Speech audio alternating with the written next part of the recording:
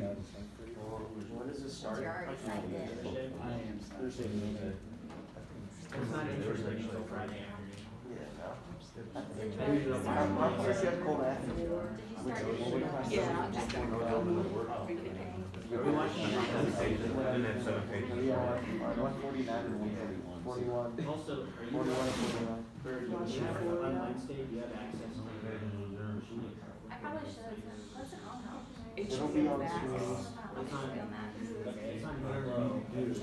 I don't know. I hardly know his flow account. Birdie has a flow account. Oh, No, he doesn't. Newman It's does. expensive. Who is it?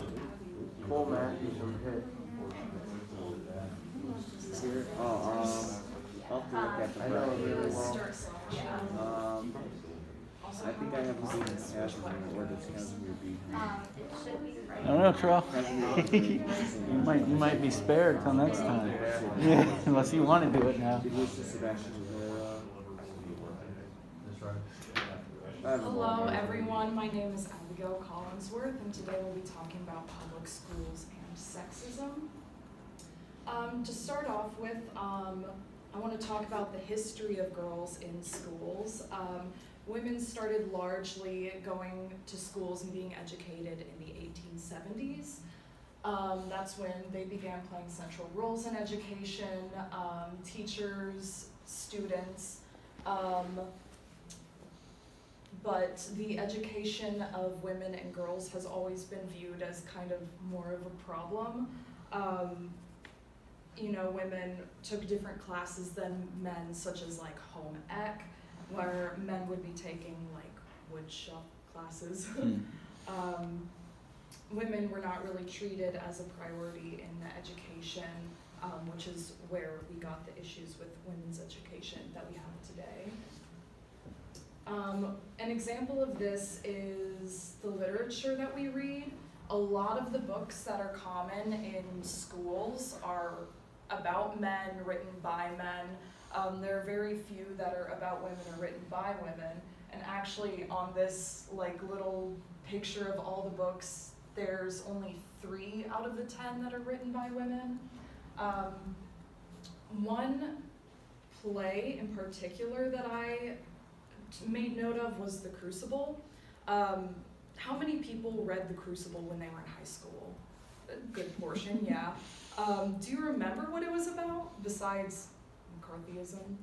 Yeah. So the good guy in this play is John Proctor. He's seen as the hero.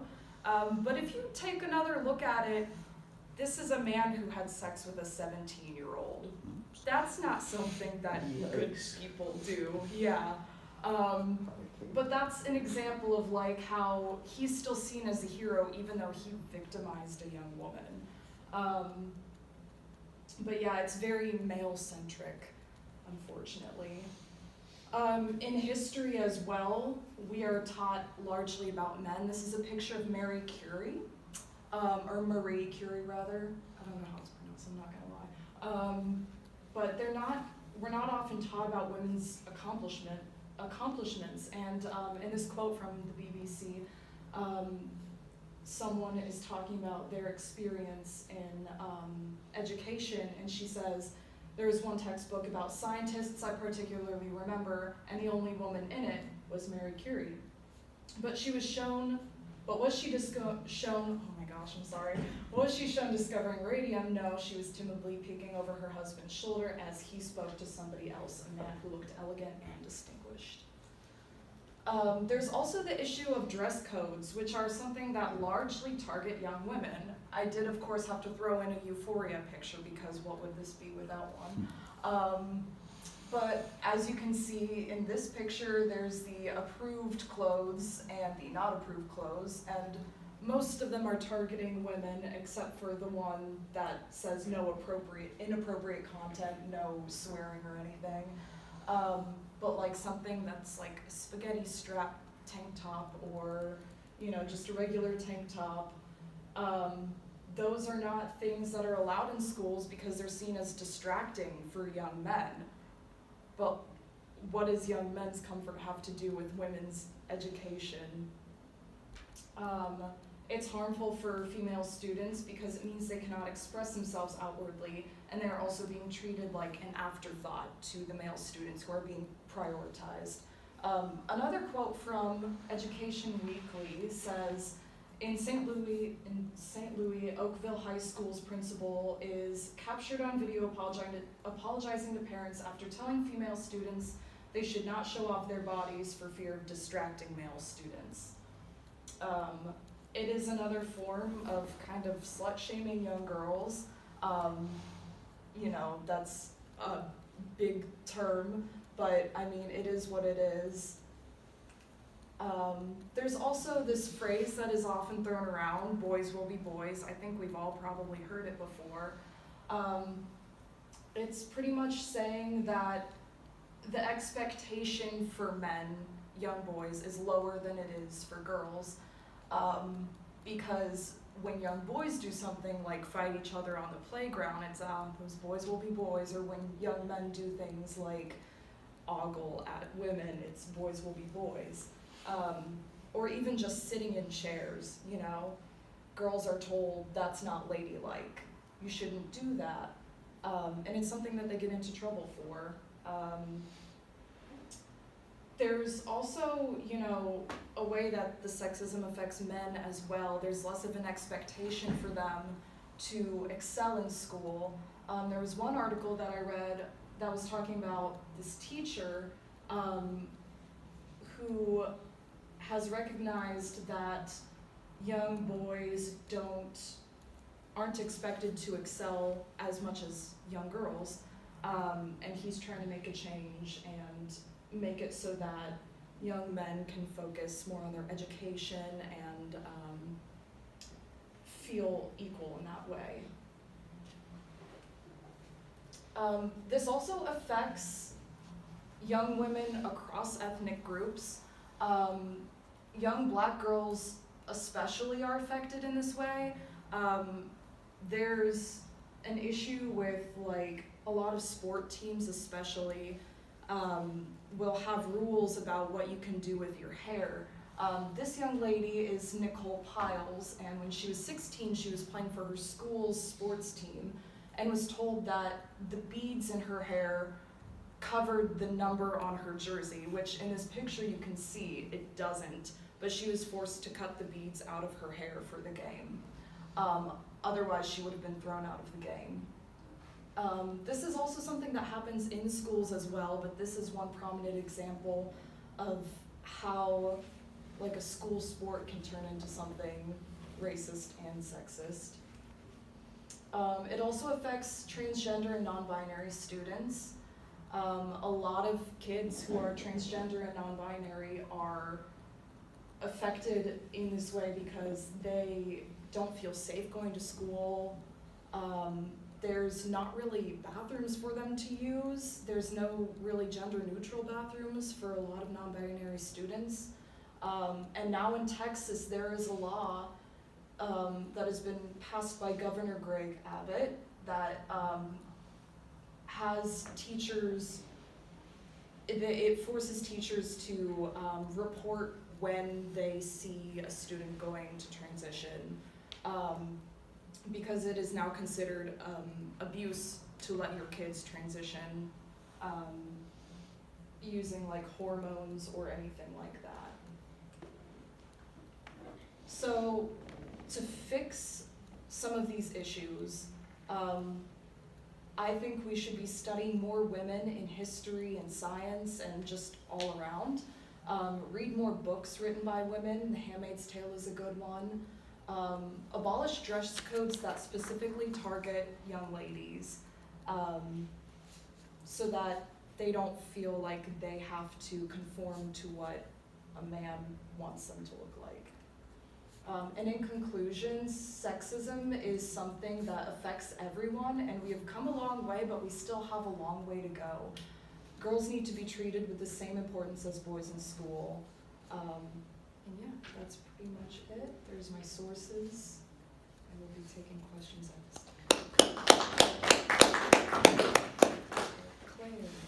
Do you think that also dress codes have an impact after you leave school? Do you think there's any other impact after that? Sure. I mean, there's also like the family aspect, like what your families want you to wear. But like, I do think that it creates a mental stigma as well. Like, oh, I can't wear this cute outfit that I wanted to wear because the straps are too thin. At my school, we had a 2-finger rule. If it wasn't thicker than 2 fingers, you couldn't wear it because it showed off your shoulders, which was a little dumb. Do you have another one? Kind of like a thought, do you think that could lead later in life to victim blaming of, Yes. of people who are Yeah. sexually harassed or assaulted? Yeah, that's definitely like a big thing, I think, because we're teaching these kids that if you wear this, you are a distraction, and boys will be boys. They can't help what they do or think. That's not true. We have bodily autonomy. We can control what we do. We can make decisions for ourselves. And I do think that like teaching that there's a correct way to dress definitely can impact people's perception later on in life as well.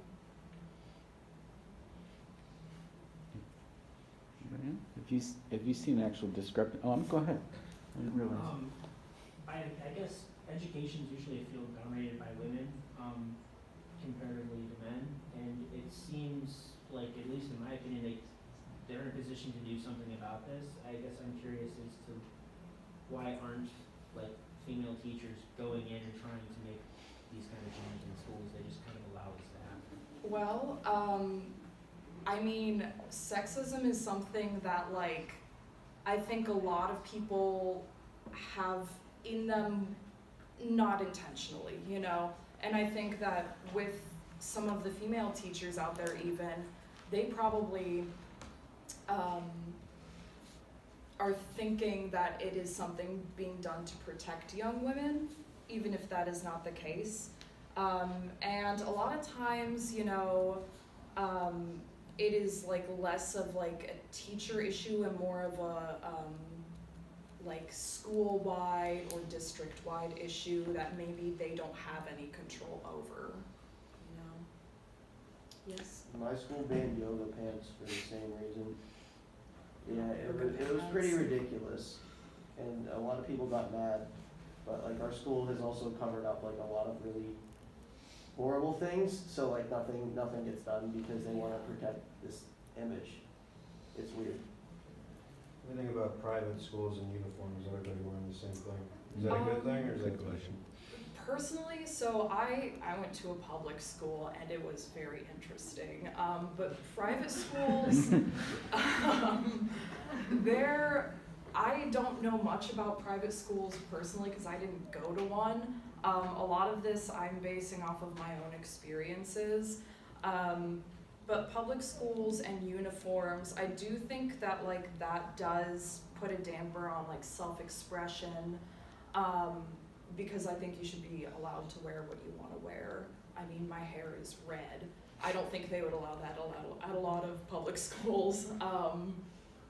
But like things like having the girls wear skirts, I'm not really a big fan of that because like that's like a weirdly gendered thing. But if there's like a gender neutral uniform that like that everyone could wear, I mean, I guess, I don't know. Yeah.